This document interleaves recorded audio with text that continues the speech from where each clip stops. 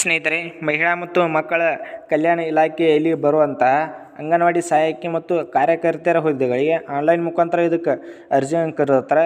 ಇದಕ್ಕೆ ಪುರುಷರು ಅಪ್ಲಿಕೇಶನ್ ಹಾಕಕ್ಕೆ ಬರುವುದಿಲ್ಲ, ಕೇವಲ ಮಹಿಳೆಯರಿಗೆ ಮಾತ್ರ ಇದಕ್ಕೆ ಅವಕಾಶವನ್ನು ಕೊಟ್ಟಿರ್ತಾರೆ.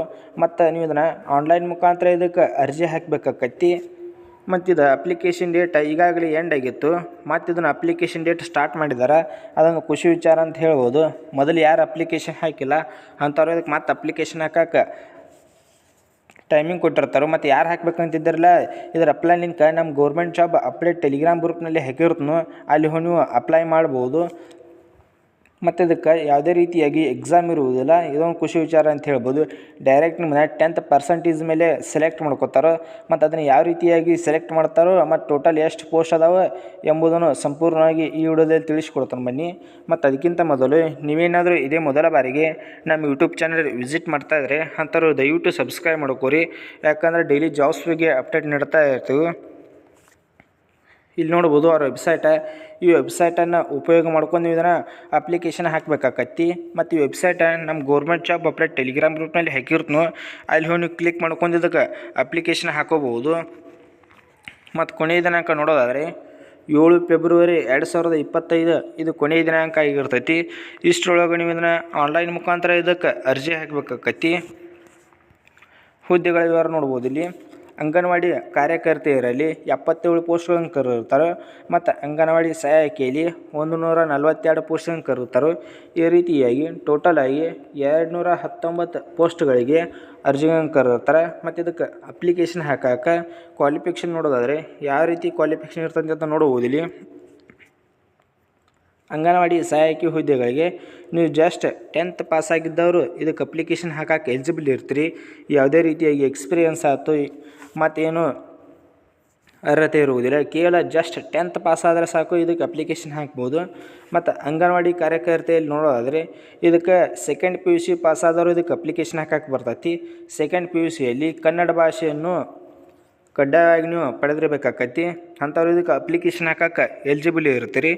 ಮತ್ತು ಅಪ್ಲಿಕೇಶನ್ ಹಾಕಕ್ಕೆ ವಯೋಮಿತಿ ನೋಡ್ಬೋದು. ಇಲ್ಲಿ ಕನಿಷ್ಠ 18 ವರ್ಷ ವಯಸ್ಸನ್ನು ಕೊಟ್ಟಿರ್ತಾರೆ. ಮತ್ತು ಗರಿಷ್ಠ ನೋಡೋದಾದರೆ ಗರಿಷ್ಠ 35 ವರ್ಷ ವಯಸ್ಸು ಇರ್ತೈತಿ. ಅಂಥವ್ರದ್ದೆಲ್ಲ ಇದಕ್ಕೆ ಅಪ್ಲಿಕೇಶನ್ ಹಾಕ್ಬೋದು. ಪ್ಲಸ್ ಏಜ್ ರಿಲ್ಯಾಕ್ಷನ್ ಕೂಡ ಇರ್ತೈತಿ. ಇದಕ್ಕೂ ಕೂಡ SC STದವ್ರಿಗೆ 5 ವರ್ಷ ಇರ್ತೈತಿ. ಮತ್ತು OBC ವರ್ಗದ ಅಭ್ಯರ್ಥಿಗಳಿಗೆ 3 ವರ್ಷ ವಯಸ್ಸಿನಲ್ಲಿ ಸಡಿಲಿಕೆಯನ್ನು ಕೊಟ್ಟಿರ್ತಾರೆ. ಮತ್ತು ಇದಕ್ಕೆ ಅಪ್ಲಿಕೇಶನ್ ಹಾಕಕ್ಕೆ ಯಾವುದೇ ರೀತಿಯಾಗಿ ಅಪ್ಲಿಕೇಶನ್ ಫೀಸ್ ಇರುವುದಿಲ್ಲ. ಇದೊಂದು ಖುಷಿ ವಿಚಾರ ಅಂತ ಹೇಳ್ಬೋದು. ಮತ್ತು ಆಯ್ಕೆ ವಿಧಾನ ನೋಡಿದರೆ ನಿಮ್ಮ ಸೆಲೆಕ್ಟ್ ಮಾಡಿ ಪ್ರೆಸೆನ್ಸ್ ನೋಡ್ಬೋದು. ಇಲ್ಲಿ ನಿಮಗೆ ಯಾವುದೇ ರೀತಿಯಾಗಿ ಎಕ್ಸಾಮ್ ಇರುವುದಿಲ್ಲ. ಇದೊಂದು ಖುಷಿ ವಿಚಾರ ಅಂತ ಹೇಳ್ಬೋದು. ಇಲ್ಲಿ ನೋಡ್ಬೋದು ಕನಿಷ್ಠ 3 ವರ್ಷಗಳ ಕಾಲ ಸೇವೆ ಸಲ್ಲಿಸಿರ್ಬೇಕಾಕತ್ತಿ. ನೀವು ನಿಮ್ಗೆ ಸ್ವಲ್ಪ ಎಕ್ಸ್ಪೀರಿಯೆನ್ಸ್ ಇರಬೇಕಾಕತ್ತಿ. ಅಂಥವ್ರೆಲ್ಲ ಇದಕ್ಕೆ ಅಪ್ಲಿಕೇಶನ್ ಹಾಕೋರಿ. ಮತ್ತು ನಿಮಗೆ ನೀವು ಯಾವ ಪ್ಲೇಸ್ ಅದ ಆ ಪ್ಲೇಸ್ದಿಂದ 3 ಕಿಲೋಮೀಟ್ರ್ ನೀವು ಒಳಗೆ ಇರಬೇಕಾಕತ್ತಿ. ಆ ಪ್ಲೇಸ್ಗಳು ನೋಡೋದಾದ್ರೆ ಯಾವ ಪೋಸ್ಟ್ ಎಲ್ಲೆಲ್ಲಿ ಎಷ್ಟೆಷ್ಟು ಪೋಸ್ಟ್ಗಳು ಅಂತ ನೋಡ್ಬೋದು. ಇಲ್ಲಿ ನೋಡ್ಬೋದು. ಇಲ್ಲಿ ಹನೂರು ಮತ್ತು ಅದೇ ರೀತಿಯಾಗಿ ಸಂತೇಮರಹಳ್ಳಿ ಮತ್ತು ಗುಂಡ್ಲಿಪೇಟೆ ಈ ರೀತಿಯಾಗಿ ಪ್ಲೇಸ್ ಇರ್ತಾವೆ. ಈ ಪ್ಲೇಸ್ದಿಂದ 3 ಕಿಲೋಮೀಟ್ರ್ ಒಳಗೆ ಇರಬೇಕಾಕತ್ತಿ. ಅಂಥವರೆಲ್ಲ ಇದಕ್ಕೆ ಅಪ್ಲಿಕೇಶನ್ ಹಾಕೋರಿ. ಮತ್ತು ಯಾರು ಹಾಕ್ಬೇಕಂತಿದ್ರಲ್ಲ ಆಗಲೇ ತಿಳಿಸ್ಕೊಟ್ಟಂತೆ ಅದರ ಅಪ್ಲೈ ಲಿಂಕ್ ನಮ್ಮ ಟೆಲಿಗ್ರಾಮ್ ಗ್ರೂಪ್ನಲ್ಲಿ ಹಾಕಿರ್ತನು, ಅಲ್ಲಿ ಹೋಗಿ ನೀವು ಕ್ಲಿಕ್ ಮಾಡ್ಕೊರಿ. ಕ್ಲಿಕ್ ಮಾಡ್ಕೊಂಡ ತಕ್ಷಣ ಈ ರೀತಿಯಾಗಿ ನೀವು ಇಂಟರ್ಫೇಸ್ ತೋರಿಸ್ತೈತಿ. ಇಲ್ಲಿ ನೋಡೋದಾದರೆ ನೀವು ಸೆಲೆಕ್ಟ್ ಡಿಸ್ಟಿಕ್ ಯಾವ ಡಿಸ್ಟಿಕ್ ಅಂತ ಸೆಲೆಕ್ಟ್ ಮಾಡ್ಕೋಬೇಕಾಕೈತಿ. ಅದಂತ ಪ್ರಾಜೆಕ್ಟ್ ಆಯ್ಕೆ ಮಾಡಿರಿ. ಮತ್ತು ನೋಟಿಫಿಕೇಷನ್ ಸಂಖ್ಯೆ, ಅಧಿಸೂಚನೆ ಸಂಖ್ಯೆ ಮತ್ತು PDF ನಮ್ಮ ಟೆಲಿಗ್ರಾಮ್ ಗ್ರೂಪ್ ಮೇಲೆ ಹಾಕಿರ್ನು, ಅದರಲ್ಲಿ ನೋಟಿಫಿಕೇಷನ್ ಡೇಟ್ ಐತಿ. ಅದು ನೋಡ್ಕೊಂಡು ನೀವು ಇದನ್ನು ಇಲ್ಲಿ ಎಂಟರ್ ಮಾಡಬೇಕಾಕೈತಿ. ಮತ್ತು ನೀವು ಇದನ್ನು ಯಾವ ಪೋಸ್ಟ್ಗೆ ಅಪ್ಲಿಕೇಶನ್ ಹಾಕ್ತಿದ್ರೆ ಈಗ ಸಹಾಯಕಿ ಅಥವಾ ಕಾರ್ಯಕರ್ತೆಯರ ಹುದ್ದೆಗೆ ಇದರಲ್ಲಿ ಯಾವುದಕ್ಕೆ ಹಾಕ್ತಿರಲ್ಲ ಅದನ್ನು ಸೆಲೆಕ್ಟ್ ಮಾಡ್ಕೋಬೇಕಾಕೈತಿ. ಮತ್ತು ನೀವು ವರ್ಗ ನೋಡ್ಕೋದಾದರೆ SC ಇರ್ತಿರೋ, ST ಇರ್ತಿರೋ, OBC ಇರ್ತಿರೋ ಈ ರೀತಿ ನಿಮ್ಮ ಕ್ಯಾಟಗರಿ ಸೆಲೆಕ್ಟ್ ಮಾಡ್ಕೊಂಡು ನೆಕ್ಸ್ಟ್ನಲ್ಲಿ ಸಬ್ಮಿಟ್ ಮೇಲೆ ಕ್ಲಿಕ್ ಮಾಡಿರಿ. ಸಬ್ಮಿಟ್ ಮೇಲೆ ಕ್ಲಿಕ್ ಮಾಡಿದ ತಕ್ಷಣ ನೆಕ್ಸ್ಟ್ ಇಂಟರ್ಫೇಸ್ ತೋರಿಸತಿ. ಅದರಲ್ಲಿ ಕೂಡ ಅಪ್ಲಿಕೇಶನ್ ಫಿಲ್ ಮಾಡಿರಿ. ಫಿಲ್ ಮಾಡಿ ಇದಕ್ಕೆ ಅಪ್ಲಿಕೇಶನ್ ಡೇಟ್